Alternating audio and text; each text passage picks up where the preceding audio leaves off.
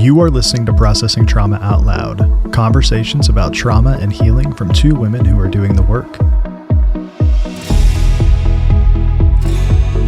Hey everyone, this is Kandace and Sher with Processing Trauma Out Loud.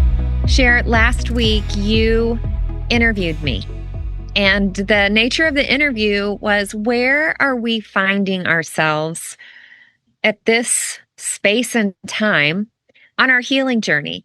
And I just want to say thank you again. That interview will probably be something that I will go back to at times, especially maybe if I get a little bit shaky. Like, we have those days, right? Where everything that we know can be challenged. So, such an honor, Kandace. Such an honor to be with you in that and speak my truth over you and for you to hear. Well, I'm telling you what, if there's anyone who just speaks truth so boldly and authentically, it's you. Thank you. So today I get the privilege of interviewing you and just discovering where you are at on your healing journey. And, just really hoping our listeners are leaning in, especially those that maybe it's like us, it's been very long and very hard, but we want to say worth it. Yeah. So Sher, where are you on this September 2025 day in Minnesota on your healing journey? Yeah, it's an interesting question to ponder and something that I think I will sit with for a few days even. We didn't premeditate this conversation, so we're really coming very raw. Mm-hmm. But I think for me, where I will just kind of start is to say that I recently went to Spain. I did a 2-week trip in Spain, and I really have not traveled internationally except for, tropical winter vacation, which is very different. But I think as I went to Spain, I kept having this sense that it's going to be a pilgrimage, which kind of was surprising me because I wasn't traveling from point A to point B with some kind of pilgrimage thoughts in mind. And yet this thought kept coming to me that this is going to be a pilgrimage of sorts. And honestly, I still don't know if I see clearly, but I will say that as I was there, some things were ignited in me. And as I came back, I noticed that I felt different. I felt this deep inner sense of home within myself, not home in Minnesota per se, but a deep sense of I'm home. And it has been just opening up some things for me. I feel like I am changed since I have been back. I've been back now almost 2 weeks, not even quite. And I just keep noticing there are some things about me that I feel are different. And so, yeah, in vague terms, that's kind of where I'm finding myself. Yeah. Well, it makes me wonder, because the last week we talked about authenticity. And can you connect your feeling of home with finding your authentic self or being comfortable with your authentic self? Do those kind of go together? I think so. And as you mentioned last week, just the whole concept of our parts. And the more we tend to our protector parts, the more integrated they become. And so rather than having to be protecting us, they're offering us their gifts. These are parts of us. It's parts of me. But instead of having to put a lot of this energy toward protecting myself or being hypervigilant or all the things that I have been, I'm seeing my parts come forward more in their restfulness and giftedness. And I think that is the authenticity that you spoke about last week that I'm feeling that within myself too. Yes, and it makes me curious. And I'm even thinking for our listeners, if you feel okay doing this. I know I put you on the spot sometimes, Yep. but can you give us an example of a protector part that you feel you have befriended in such a way that what used to cause you to go into that dysregulation or survival mode, you're now finding, like, what do you say? Fully alive, fully free. What's the other one? Courageous. Courageous. Can- Yeah. do you have something that comes up that you'd be willing to share? Yeah, and it's actually a part I've been dealing with in these last few days.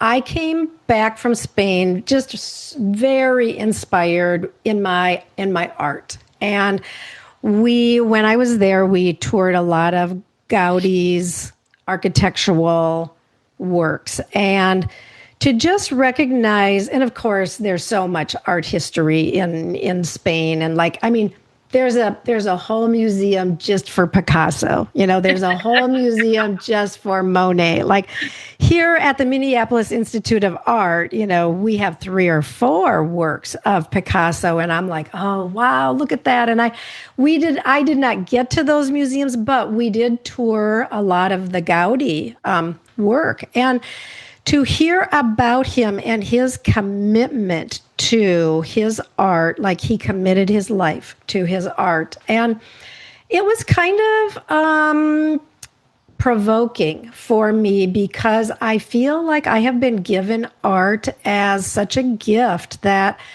I find joy in and others find joy in. And I have this sense of I am meant to bring light and beauty into the world through art. And yet I allow resistance to come up all the time and to stop me from, I will have intentions. I'm going to paint today, but I'll even get everything out. I'll get everything set up. And then I feel this resistance. And so a friend of mine mentioned, hey, there's a book that talks about that called The War on Art. And I actually got the book, and he talked about resistance almost as being this monster, this external monster that is, but right away I recognized, oh, I think resistance is a part Yeah. that has kept me from expressing myself fully through art, and in so many ways throughout my life, but keeping me small, keeping me safe, allowing me to be making sure that life is okay, and that I'm taking care of the things that are my responsibility, and that I'm living up to everybody's expectations of me. And rather than being able to move toward this thing that I will say, like, I do feel a sense almost, well, I won't say almost, I feel a sense of calling toward art. And with that, for me so far, what I will say, it includes writing and poetry and painting are the things, sketching, that I'm feeling are artistic expressions that are really coming forth for me. But this part of resistance has been really showing up. And so I've been able to just come close and say, hey, like, I see you. What are you afraid of? What do you need? How can I tend to you? How can you go into a place of rest and offer me your gifts rather than put this resistance, because I really want to bring beauty into the world. I really want to. So that's a very current, ongoing thing that I'm dealing with right now. Well, I just saw something, and I want to present it to you and see what you think. Okay. So that part, that resistant part that's tried to protect you, I'm going to say has been very strong because of this. Um, you didn't even discover this gift in the way that you're experiencing it until a few years ago. Yeah. I mean, Sher, when you started creating, especially through your painting, because you had written before, Mm-hmm. but especially through your painting, I think we were just all shocked. Like, no, people go to school for 4 years for this or Me, more. me too. I was shocked too. Yeah. And so I'm just seeing this part, how hard that part worked to protect you from the vulnerability of your gift that you're putting out into the world, but specifically to those who are walking with you. I will tell you, when I was packing to move, oh, by the way, I can tell you more about this later, but I found the box of all your artwork that I thought that they took to storage. Good. When I opened that book, or that box, I wanted to cry, and I'm like, no, I have all Cher's artwork. Mm. And but when when you are in that space, it not only gives you joy, but it's giving the world joy. It's giving your friends joy. And I'm going to say more than joy. When I look at some of the things that you've not only painted for me that makes me feel so known and loved, you usually write something. And I have a piece of yours, and I think it was almost like titled Unknown Paths. Yeah. You gave that to me a year ago, not knowing where I would be today. So Wow. so I'm going to say it's also some intuitive, Yeah. prophetic, seer, knowing gift that you have. Yeah, I really receive that from you, and I where in the past I would have kind of resisted hearing that, but I feel like yes, and that is more and more I am noticing that is right now for this season, however long it will be, this is where I know my focus is meant to be. Well, I'm glad that I hope it's always there, but Yeah. yes, I do know that there's just twists and turns along the journey, and it doesn't mean that it ever leaves, but there could be something else that pops up in you that you say, hey, I want to pay attention to you right now. Yeah. Yeah. So I'm curious, as you have where you find yourself on the healing journey. So we can process what that has meant for us. But I've also walked closely with you in groups, and I have, like you, your witness of me, I have got to witness you, not just one on one, but I've seen you with other people. And you can stop me if you need to, but like early on, it was you scanning the group to see how you could best care for somebody Yeah. or what their needs were, Yeah. which is your gift, right? You told me you saw who I truly was in the beginning, which Yeah. is truly a gift. But what has this meant for you in being able to enter into a group Mm. and not have to, or let me see, like the protector part there for you? Yeah. Yeah. I hope that makes sense. Yeah, and I will say, like, not carry the responsibility that every single person is okay, because that's I have a part that has we have carried that responsibility wherever I am. I am at some degree or another, I am aware that I feel responsibility that everybody is okay. And I think in our groups, it's been trusting each other. That has been a huge thing, like recognizing, like, I can trust you to even take care of yourself. But I also can trust you to care for some of the others and them to care for you, that it's not all on me. And that there are times, even in the group, that I can rest even when I see someone's need come forward, but I can really rest because I am allowing space for somebody else to take care. And I think I recently wrote a piece of poetry called, what did I call it? Coming Forth from the Ruins. Okay. And how it's this picture that I have that we have been buried, our true self, our authentic self has kind of been buried, not kind of, has been buried beneath the rock and the stone and the rubble, like even if you think of an ancient archaeological dig, that they go in with their brushes and their hammers and chisels and they very meticulously take away what's not authentic so that the authentic can emerge. And I've been really pondering this concept of what does it mean that we are coming forth from the ruins, and we have our own work to do in that. We there's this place of allowing others to come, like you talked last week about your coach, coming, and she had her hammer and chisel and she chiseled away some stuff. But what does it mean that who we were created to be in all of our wholeness and our beauty and our femininity and our glory? Like, we are still all that. We are still all that. And what is it? What does it mean as we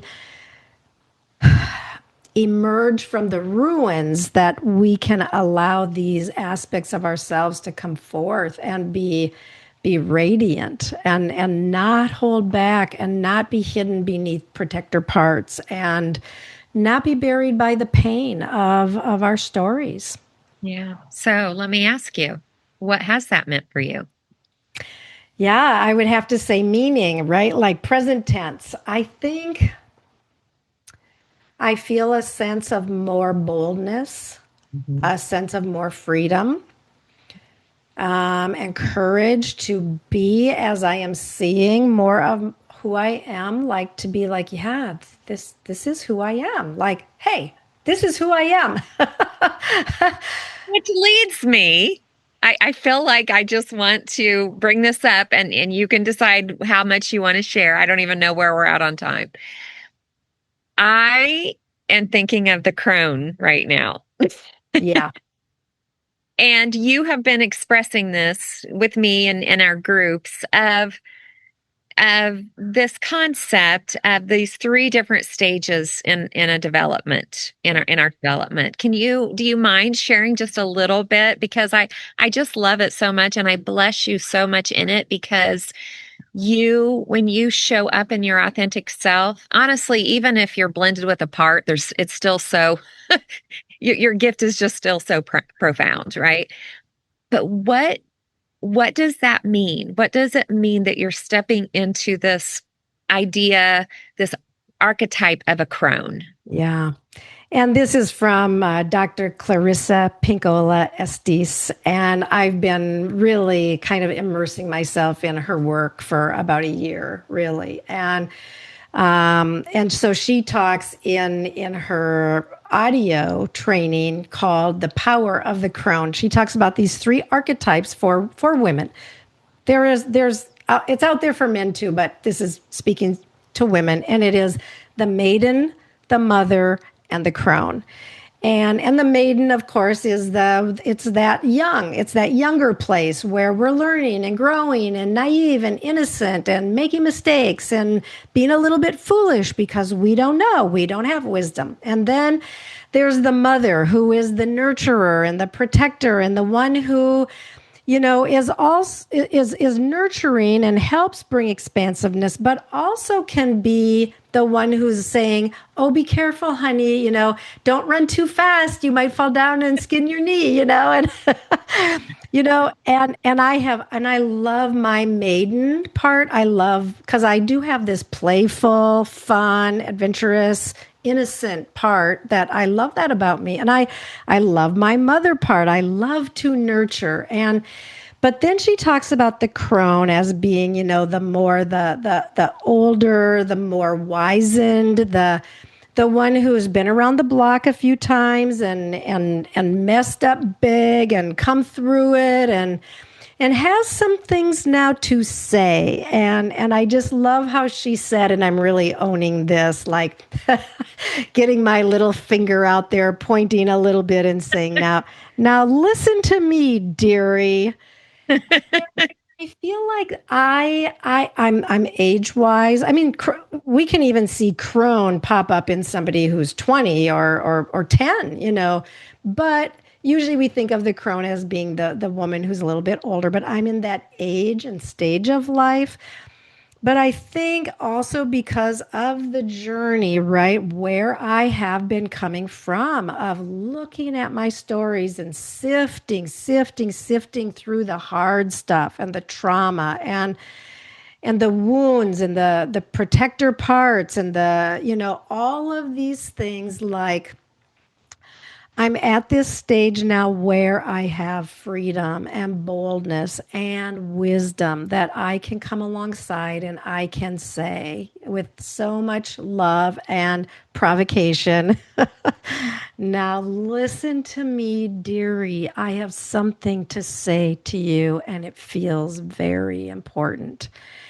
And I'm really owning this with a lot of soberness. I've kind of laughed about it and joked about it a little bit, but I'm actually feeling very sober minded about it that I feel like I have a place and I have a space that I am meant to take up and bigger than I have in some ways in the past where I have been, more hidden and smaller and behind the scenes or, trying hard to not be seen or not be dramatic or whatever. And now I'm like, like, F all that. Like, I read my poem to our Pearls group and I even said, like, okay, now I'm going to be a little dramatic. And I think it was Sandra that said, oh, Bring it. bless your drama. And Bring it. Yes. yeah, and I'm feeling that in myself in ways that just it feels authentic, Candace. It feels like this is a place I'm finding myself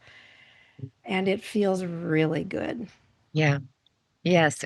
It's been such a joy to watch you come forth, Mhm. watch you. Yeah, and I'm going to just ask you. You asked me last time, so Okay, I want to ask you, like, yeah, what do you see? I want to hear. okay. Yeah. Yeah.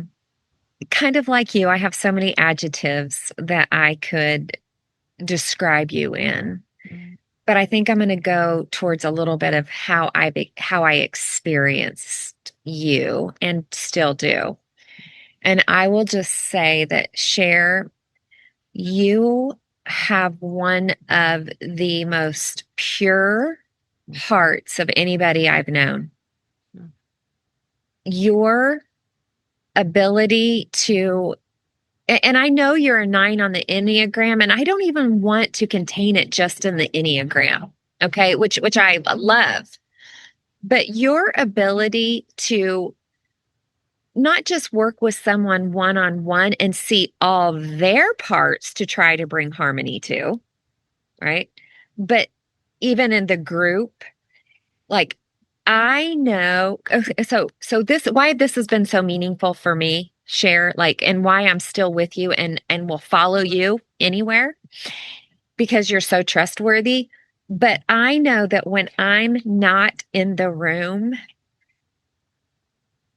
you are loyal and you are protective, not just of me, but everyone. Like you have this, well, I mean, it's the crone, right? mm. You know that there's stories and there's parts and that everybody has things going on that we don't always see Yeah. on the surface. Mm, And so that is how I experience you as a you're a woman who can lead other women because you're so trustworthy. mm. Wow. Because you know it's like I see all parts of the maiden, the mother, and the crone, but like the mother part is not that we're all your kids, but in a sense, you love us all uniquely Yeah. and you're going to protect us all uniquely. Mm. And yeah, how does that speak to you? You know it's true, right? Yeah, I do know it's true, and very recently that I can say I know it's true because, and you know my story, Candace, but I was named untrustworthy by a group, by a large group, by my people, Yeah. and the impact on my life has been huge, and I have struggled immensely with that over the years, and so. And this has been named over me actually several times in the last several months. Pure hearted and trustworthy. And I am really allowing, like, when you said it, I'm like, I'm not resisting. I don't feel any resistance. I'm like, yes, and thank you. I'm so grateful that It's a place I'm finding myself, and I love that this is true of who I am.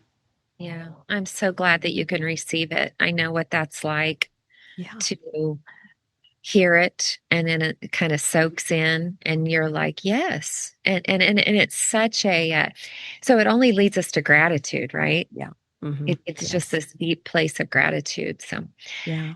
thank you for being with me today in this place of just hearing where you're at, and for our listeners to just get to hear that you and I have both paid a price in different ways Yeah. for our healing. Yeah. And and yet we know that it's been worth it. And we want our listeners to know that what what makes this doable is you actually have people who lock arms with you. Yeah.